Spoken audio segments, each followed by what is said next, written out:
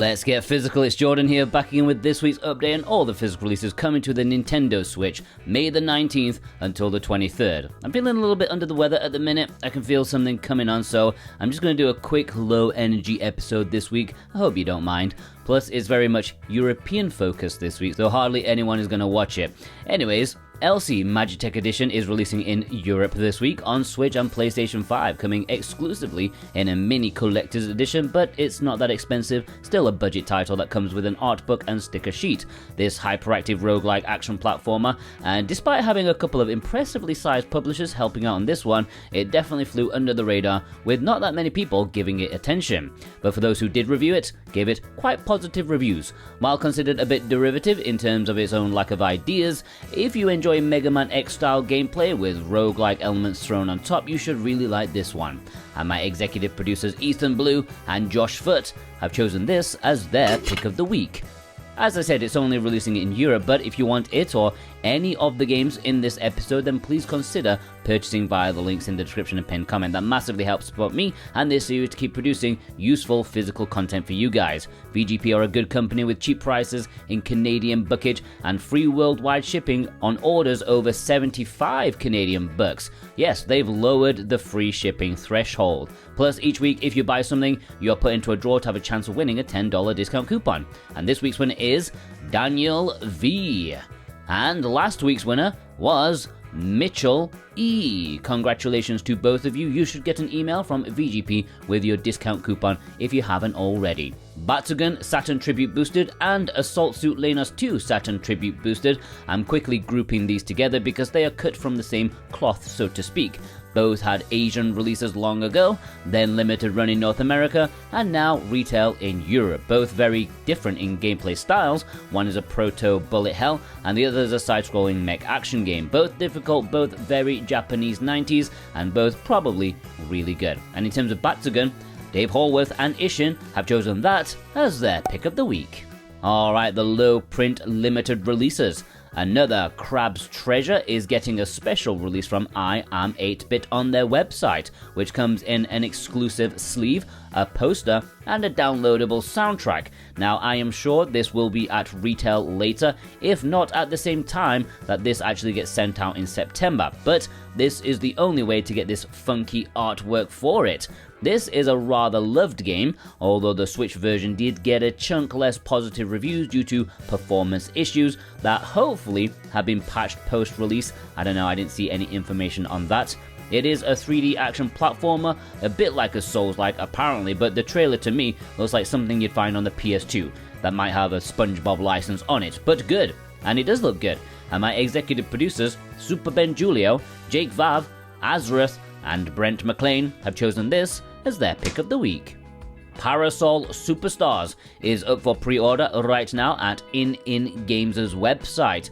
Now, I said I would be brief in this episode, but I want to once again point out that Strictly Limited Games and their umbrella company have listened to another piece of advice of mine that I gave them when I wrote them a letter last summer, because this is Parasol Stars and Spiker Adventure combined into one package at ININ Games, the standard of which will be at retail. So how did they listen to me? Well, both of these games were done individually at Strictly Limited Games. Nobody bought them, so I told them, cancel them. There's no shame. Sure, maybe a handful of people may be unhappy, but it would be for the greater good, since they wouldn't be burdened with printing thousands of games that not that many people wanted. And it seems like they did. They've cancelled those two and combined them together and make this package a retail for the same price.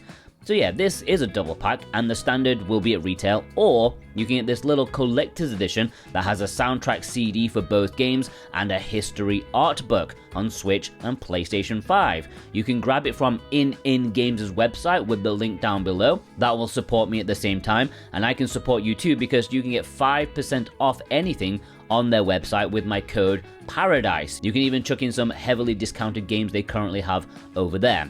If you live in North America, VGP are also helping to carry some copies despite it being a European only release. I've linked them down below too. I kind of hope it does well because it's my business advice, and I'm partly the reason this is happening, so I hope I'm correct. I'm hoping they're doing the right thing. And my executive producer Instacritic has chosen this as his pick of the week. Alright, let's jump into the imports section. I've got to be honest, the imports this week are much better than the Western games. If you want to order any of these, you can also do so from Play Asia, and you can get 5% off with my code Jordan2025. And as an aside, if you're new here, please do subscribe. The bigger this channel is, the more publishers will pay attention to the demand for physical media. Plus, I want to get to 30,000 subscribers before the end of the year. It's looking like it might be possible, but I do need you to help out, okay? So, what's in store for Japan and Asia this week? Well, Fantasy Life I, The Girl Who Steals Time, is going to be the biggest import this week, if not maybe of the year. Dunno.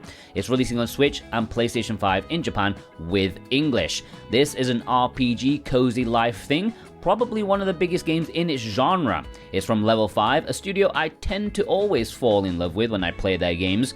I never did play the original Fantasy Life on 3DS, since I was hoping for a bit more RPG-ness at that time in my life, but it is a cult classic, and many people are very hyped about this release. It was originally due for a Western physical release, but that was seemingly put on ice when the game went multi-platform. So, import exclusive as far as we know. It's going to be massive.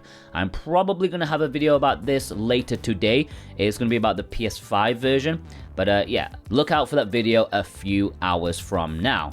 And my executive producers, Cookie Kid, Dave Hurstwaite, Adamantium, Rose, Ghost Bune, Dane Wilkinson, Cartoon Soren, The Nemo 6, D's Nuts, Feig, and Jennifer M have chosen this as their pick of the week.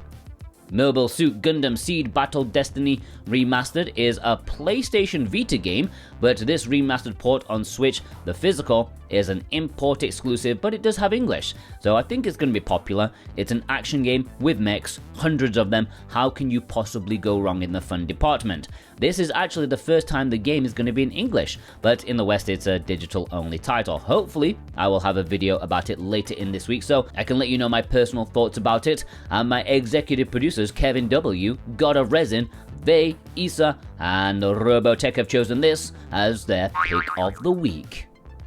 The Town of Nie Iromusubi, I think I said that correctly, is a BL visual novel and a fan disc to a game that was already an import exclusive. The BL English library is steadily growing on the Switch, so if you need some boy love in your life, you may want to import this one since it does have English. And my executive producers Surfacing for Air and Danielle O have chosen this as their pick of the week. Japan is also getting these 3 titles. Sadly, none of them have English. I hope we do get East Memoir at some point in English in the future. That would be nice. Now, I'm not going to do the community spotlight this week. As I said, I'm feeling a little bit under the weather, and I also have a lot of stuff I need to do. So I will save your pictures for next week. You don't need to send in anything, okay? In fact, I would prefer if you didn't send any more pictures, because that will overwhelm me, and then I'll get like anxiety and shit. So I don't want to do that. My executive producers, special thanks to them. They're on the screen right now. I don't have the energy to go all out on this, so there are their names. Thank you so much. And yeah, thank you everyone out there watching. If you watched all the way through, please leave me a crab emoji in honor of another crab's treasure, okay? I will appreciate that, because I know that you are a legend for watching all the way through. Thank you for your support, everybody. Have a great day. Take care.